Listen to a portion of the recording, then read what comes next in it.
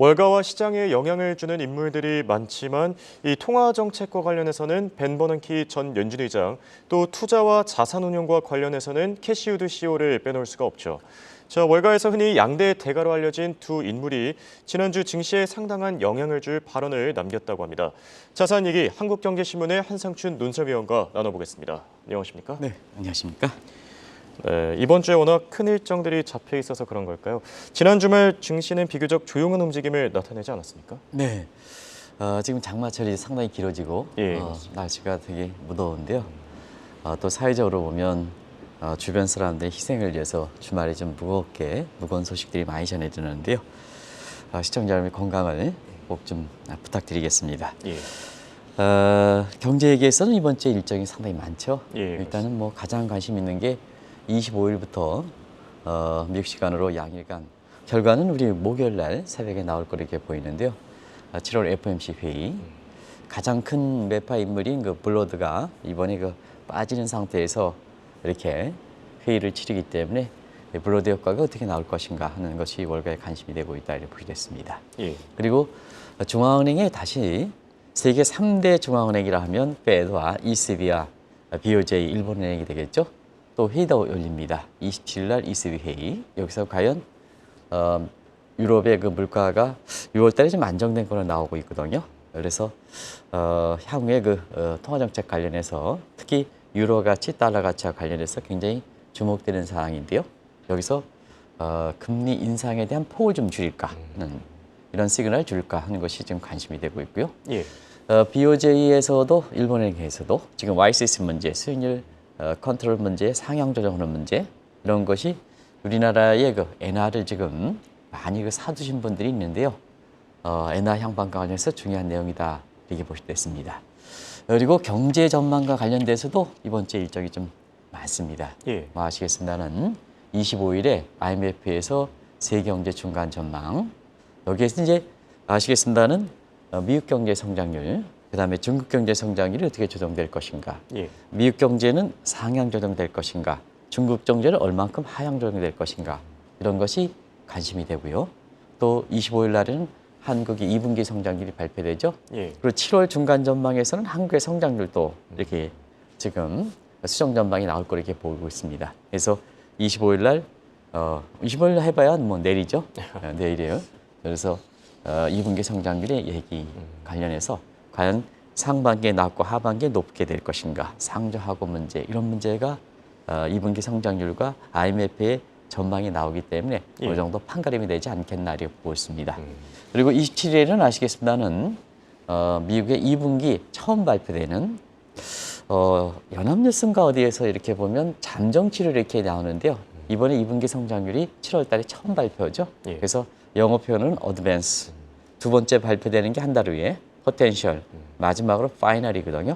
그래서 수정치로 나온 건 좀 잘못됐다는 것 좀 말씀을 드리겠습니다. 처음으로 발표되는 속보치가 발표되고 그리고 뭐니 뭐래도 이번 주에는 날로 악화되는 중국의 경제 증시가 어떻게 될 것이냐.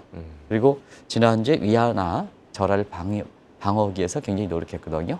그래서 이러한 절하 방어에 효과가 있을지 이 여부가 이번 주에 일정이다 이렇게 보게 됐습니다.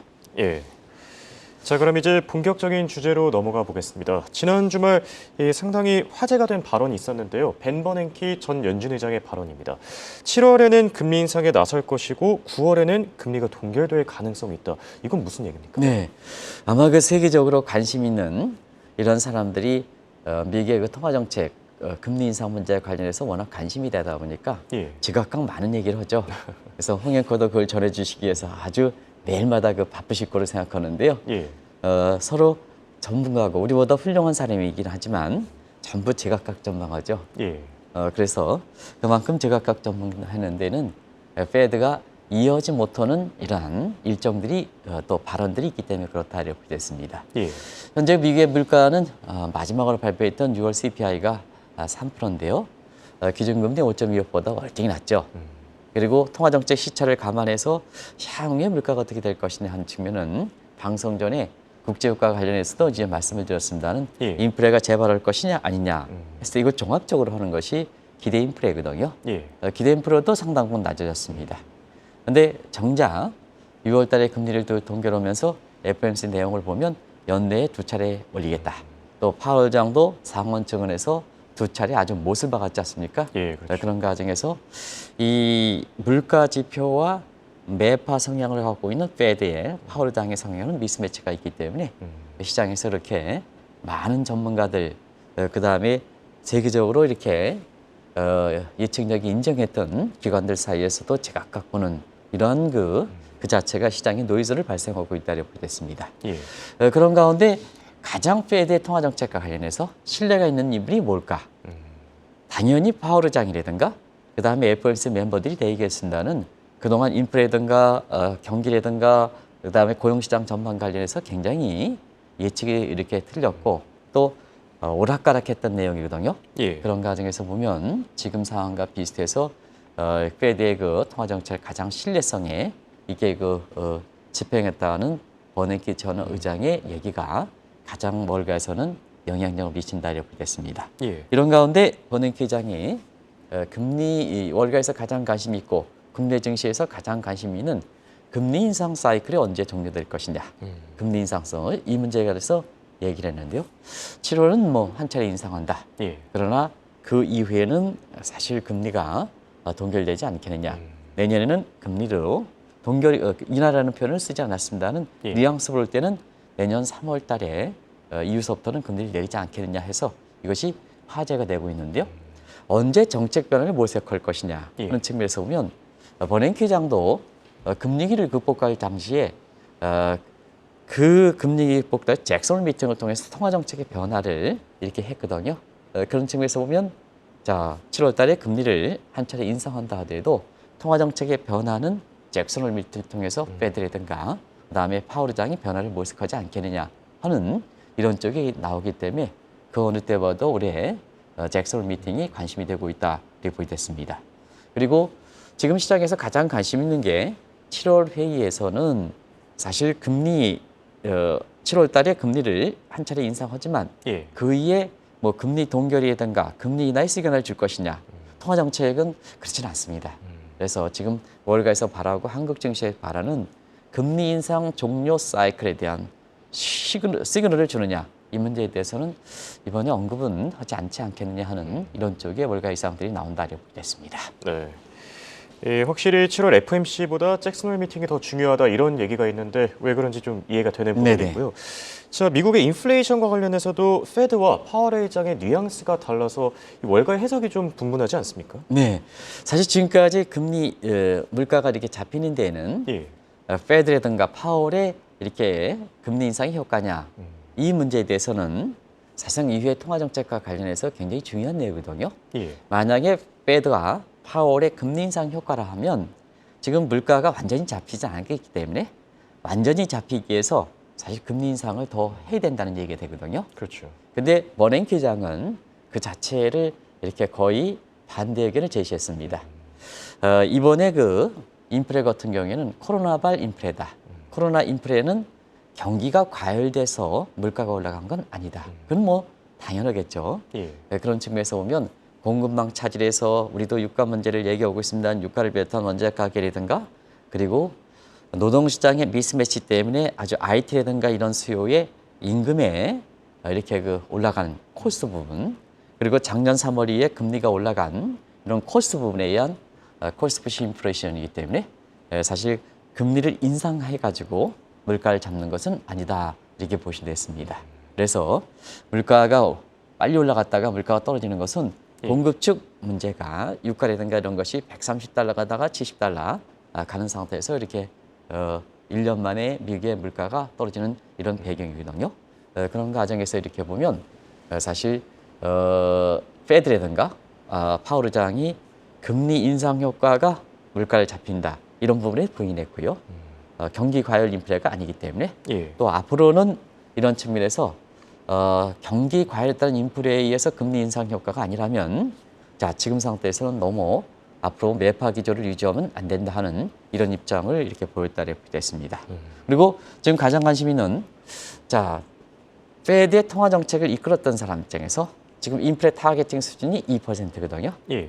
그러면 지금 물가가 3%지 않습니까? 물론 이제 통화 정책의 잣대가 되는 다른 물가도 있습니다는 예. 미국의 보편적인 국민 입장에서 가장 인식이 높은 CPI 가지고 말씀드릴게요. 예. 그러면 목표치 2%에 3% 되면 앞으로도 연내 2차례 정도 올라가지 않겠느냐 하는 이런 측면에서 버냉키 의장은 목표치 2%를 정확히 지킬 필요는 없다 하는 얘기를 하고 있습니다. 예. 그래서 많은 분들이 2%에서 3%니까 앞으로도 계속해서 금리를 올려갈 것이다.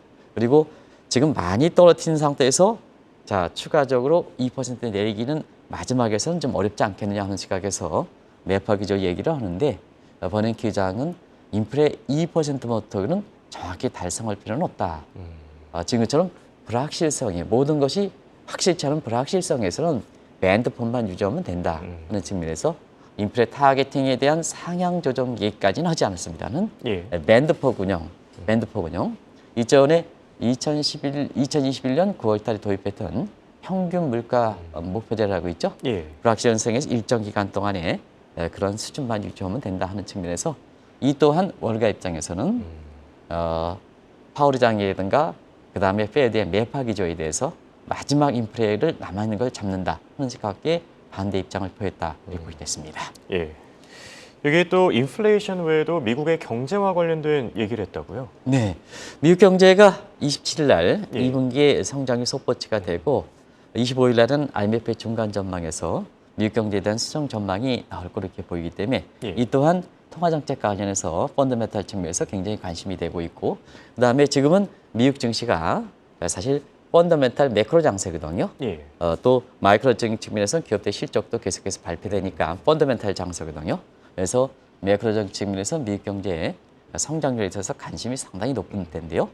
일단 장단기 금리 스프레드에서 예. 많이 얘기했던 단고 장저 역 에일드 커브가 미국 경제의 진단과 예측에 얼만큼 신뢰성이 있을까 하는 측면에서는 지금은 금융 사이즈가 실물보다 3배나 많고 금융이 실물을 팔로잉이 아니라 오히려 리딩하는 인더스트리에서는 사실 실물 경제 입장을 국제금리가 반영해서 장단기 금리에 의해서 경기를 진단하고 예측하는 이런 거에 대해서 너무 크게 유용성에 대해서는 완전히 부인한 건 아닙니다는 예. 너무 여기서 맹신하는 풍조는 이렇게 탈피해야 하는 이런 뉴노멀적인 사고를 얘기했다 이렇게 됐습니다. 예. 그런 과정에서 너무 장단기 금리 차가 역전 현상이 미국 경제 침체를 예고한다 하는 이런 시각에 최근에 장단기 금리에 대해서 2년물과 10년간의 금리 역전폭이 100bp 이상 넘어지다 보니까 워낙 많은 얘기가 월가라든가 한국에서 이렇게 얘기됐거든요. 그렇죠. 그래서 시청자분 입장에서는 장단기 금리가 100bp 되니까 미국 경제 침체에 대해서 기정사실로 받아들이는 이러한 환상에 있는 것도 사실인데요. 사실 이 발언과 함께 미국 경제 장단기 금리 스프레드가 100bp 밑으로 떨어지는 그래서 경기 침체에 대한 우려가 완화되는 상황이 지금 되고 있다고 보겠습니다. 예. 그런 과정에 사실 버냉키 회장이 미국 경제가 향후에 관련해서는 연착륙이 가능하다. 근데 이제 이 편에서 소프트 랜딩에 예. 소프트 랜딩이 앞에 부분에 대해서 그게 팁처럼 얘기했는데 그게 이제 발견되지 않았습니다. 그게 이제 정에 따라서는 이렇게 이 소프트 랜딩조차도 명확하게 입장을 얘기하지 않는 쪽으로 이렇게 보이는데요. 그러면 왜 그런 쪽에 해석했을까 하는 측면은 예. 소프트 랜딩과 다른 측면을 얘기하신 것이 아닌가 생각합니다. 그런 것을 한번 추측을 한번 해보겠습니다. 예. 자, 미국 경제에 대해서 왜 소프트 랜딩이냐? 저런 성장률 때문에 그렇죠. 작년에 무슨 우리나라의 대학 교수라는 분이 경기가 아주 그레이트 리세션 침체된다 하지만 실제로 세계 경제를 주도하고 있는 미국 경제 이렇게 작년 3분기라 하면 작년에 9월에 증시 분기에는 경기 그레이트 리세션 이렇게 나왔기 때문에 그때를 대비해서 한번 보겠습니다. 작년 3분기에 3.2%, 4분기에 2.6%, 그다음에 올해 1분기에 파이널로 2% 이랬었거든요. 그래서 요 대목이 이렇게 경기에서 보면 연착륙 비슷하거든요. 예. 근데 2분기 성장이 27을 나오는데요. 지금 상태에서는 한 2에서 3% 밴드폭을 얘기합니다는 2.3% 정도 이후에 마지막 발표에 안 나온 상태거든요. 예. 그런 관점에서는 2.3% 정도 내외로 이렇게 나오지 않겠냐 이렇게 지금 예상들이 나오고 있거든요. 그러면 시청자 여러분 저 위에 3.2, 2.6, 2.2%, 2.3 하면 비즈니스 사이클상 노 랜딩이라는 겁니다. 소프트 랜딩도 아니고 자 비즈니스 사이클 없어진다는 얘기입니다. 예. 그런 표현을 이렇게 앞부분에 이렇게 이렇게 위기에서 이렇게 오면 입술 가지고 이렇게 모든 것을 얘기하는 시각이 있는데요. 욕도 좀 하고 좋은 얘기도 이렇게 하는데 들리지 않게 하거든요. 그런 과정에서 그런 표현이 뭘까 화제가 되지 않았냐 하는 생각이 듭니다. 그래서 많은 사람들이 작년에 미국 경제가 침체가 되니까 안 된다. 올해 상반기에도 안 된다. 하반기로 미뤄져서 하반기는 경기 침체되면 본격적으로 증시에서 조정이 되지 않겠냐는 시각이 자꾸 미뤄지고 있는데요. 예. 그런 과정에서 향후에 미국 경제에 대해서는 노랜딩 이런 시각은 증시와 향방과 관련해서도 중요한 버냉키 의장의 발언이 아니었던가 이렇게 보고 있습니다. 예.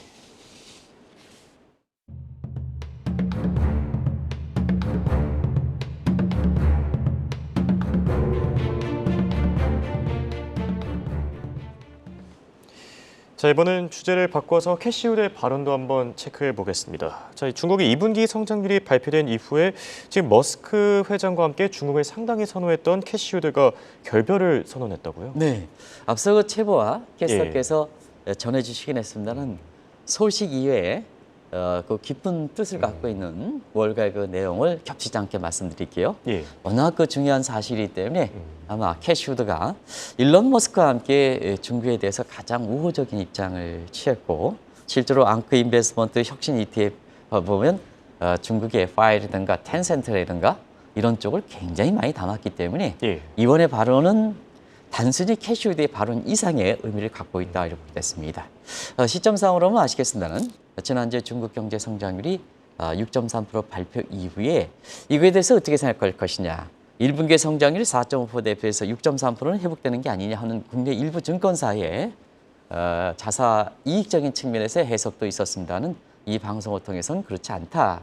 기저효과를 감안하면 7%, 3%도 못 미치는 거다. 그런 게 여실히 증명되는 거죠. 예. 그래서 글로벌 인베스트뱅크들이 지난 주말까지 중국 경제 성장이 올해에 대해서는 전부 하향 조정됐죠. 전부 하향 조정돼서 5% 내지는 그보다 밑으로 이렇게 하향 조정하는 모습을 아마 한국경제TV의 별바는 우리 캐스터분의 소식을 통해서 다들 아실 거로 이렇게 보이고요. 그런 상태에서 캐시우드가 마침내 중국에 대해서 모든 자산을 처리한다 하는 입장을 밝혔습니다. 예. 아시겠어요? 이 발언은 CB 여청가 시진핑에 대해서 아주 칭송하는 일론 머스크와 함께 사실 일론 머스크 내지는 테슬라에서 가장 우호적이었던 캐시우드 자체의 아크 인베스트먼트를 감안해 볼 때 미국에서 보면 양대 중국, 양대 이렇게 시진핑에 대해서 우호적인 입장을 취했던 사람 중에 한 사람인 캐시우드가 중국 자산과 관련돼서 전부 이렇게 매각하겠다는 입장은 굉장히 큰 화제가 몰고 있는 것이 아닌가 생각합니다. 예. 그런 과정에서 지금 월가에서는 캐시우드가 중국과 관련된 발언이 영원히 결발이냐. 물론 이제 캐시우드 자체도 시장에 참여하는 사람이기 때문에 중국의 자산을 전량적으로 처분한다고 하지만 나중에 기회를 보면 다시 조정할 수 있겠다는 뉘앙스를 이렇게 비치긴 했습니다는 예. 시장의 안전을 위해서 영원히 결별한 것인가 하는 이 대목이 화제가 되고 있다 하는 것을 말씀드리겠습니다. 그리고 캐시우드의 영향을 볼 때 캐시우가 우리나라에서도 돈나무 언니라 해서 여기에 따라가는 사람이 많지 않습니까? 최근에 그렇죠. 많이 줄었긴 하지만 그럼 미국에서도 이 캐시우드가 갖고 있는 영향력, 빅테크에 대해서 아크 인베스트먼트가 갖고 있는 이러한 어떤 그 주도력 이런 거 볼 때 여기에 글로벌 인베스트먼트도 이렇게 따라갔던 이러한 이런 것이 2015년 이후에 굉장히 크게 나타났었거든요. 그런 과정에서 보면 캐시우드가 지난 주말에 중국 자산에서 정작 매각하겠다는 입장이 예. 다른 글로벌 인베스트뱅크도 여기에 동참할 것이냐 하는 측면이 중국 증시와 관련해서 앞날 가능성이 중요한 대목이다 하는 것을 말씀드리겠습니다. 예. 만약에 다른 IB들이 캐시우드의 결정을 따라갈 경우에 확실히 탈중국 러시가 더욱더 가속화될 것으로 보이고요. 중국의 경제 성장률에도 계속 악영향을 미치지 않겠습니까? 네, 아무래도 그렇죠. 사실 캐시우드의 결정 사항에 대해서는 사실은 늦은 감이 있습니다. 늦은 감이 있습니다. 왜 그러면 우리도 이 방송을 통해서 뭐든지 자산이라는 것은 여유가 있을 때 회의됩니다. 마지막이면 자산을 팔더라도 예. 모두가 중국이 안 된다면 자산을 팔 수가 없습니다. 그래서 작년부터 중국에 대해서 리오프닝이라든가 경기 부양에 대해서 이렇게 많이 얘기할 때 그렇지 않습니다. 중국의 운영 체계가 바뀌었습니다. 중국이 시진핑이 영수체제가 되면서 예. 국가라든가 국민의 인민들을 이용하는 체제로 가면 안 됩니다. 모든 조직에서 오너라든가 그다음에 각 CEO가 조직의 조직원을 위해이지 본인 자신의 영달을 위해서 그다음에 본인 자신의 이렇게 이익을 위해서 조직을 이용하고 조직원을 희생시키면 안 된다 하는 이런 것이 이렇게 우리가 예. 방송을 통해서도 말씀드렸습니다는 바로 그 대목입니다. 그런 각도에서 중국에 대해서 이렇게 캐시우드가 모든 자산을 처분하긴 하지만 이게 늦었다. 과연 처분하기도 늦었다. 물론 주식에 해당되기 때문에 처분할 수 있습니다는 사실 늦었다 이렇게 표현이 나온 것은 작년 10월 이후서부터 중국의 운용 체계가 바뀌다 보니까 이 Great China Excellence GC가 시작됐죠. 예. 뭐든지 가장 먼저 빠지는 게 증시부터 빠지죠. 그래서 달러계 자금, 미국의 자금을 중심으로 해서 계속해서 지금은 거의 원천별로 모든 자금이 그것이 아랍계든 유럽계 자금이든 심지어는 한국이든 동북아 자금이든 빠지는 현상이 지금 광범위하게 일어나고 있다 이렇게 보여져 있습니다. 예. 그리고 올해 3월 달에 양해 대회를 통해서는 중국의 채권 시장이 이렇게 해서 자금이 이탈됐죠. 예. 아시겠지만 중국의 국채 시장은 세계 3대 평가사들이 북한과 함께 중국도 신용등급 평가를 잘 안 합니다. 그런 측면에서는 국영 기업 입장에서 국영이 모든 것 입장에서 국제 시장은 중국의 국가 신용등급에 해당된다. 그러면 채권 시장에서 국제 시장에서 자금을 빠져난다면 중국의 국가 신용등급 신뢰도에서 믿지 못하는 그런 쪽이 됐다 이렇게 됐습니다. 예. 그래서 민감한 주식 번역 빠지고 그다음으로 민감한 채권 시장 빠지니까 나머지는 실물 투자에서 예. 기업들이 빠지게 되는 거죠.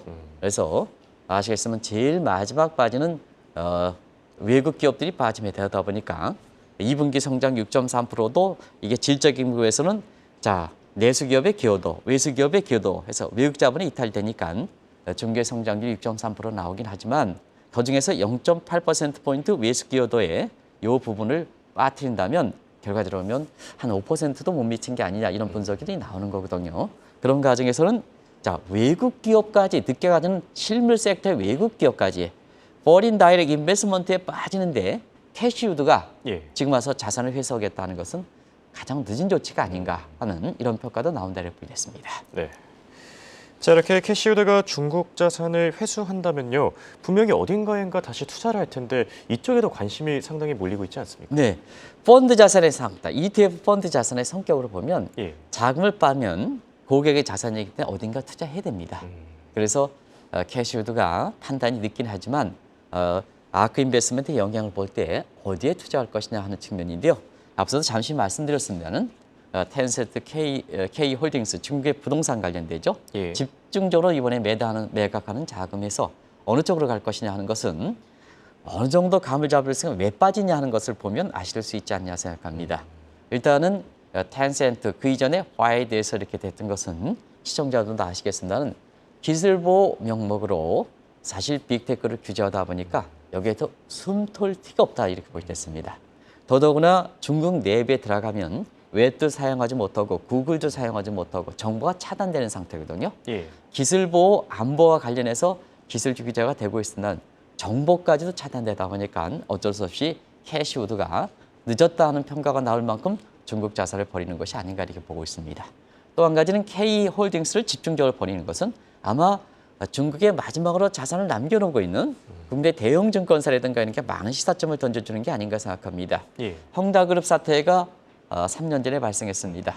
그 이에 헝다그룹 사태가 코로나 끝나면 좀 나아지겠지 하는 국내 증권사에 특히 해외 부동산에 그동안 높은 연봉을 받았던 사람들이 만나보면 그런 시각을 갖고 있거든요. 예. 그러나 이번에 캐시우드가 중국의 부동산에 대해서 하는 K홀딩스 자산을 버렸다는 것은 앞으로도 중국의 이렇게 부동산은 쉽게 회복되지 못한다 하는 것을 보여주는 대목이 아닌가 이렇게 보고 있습니다.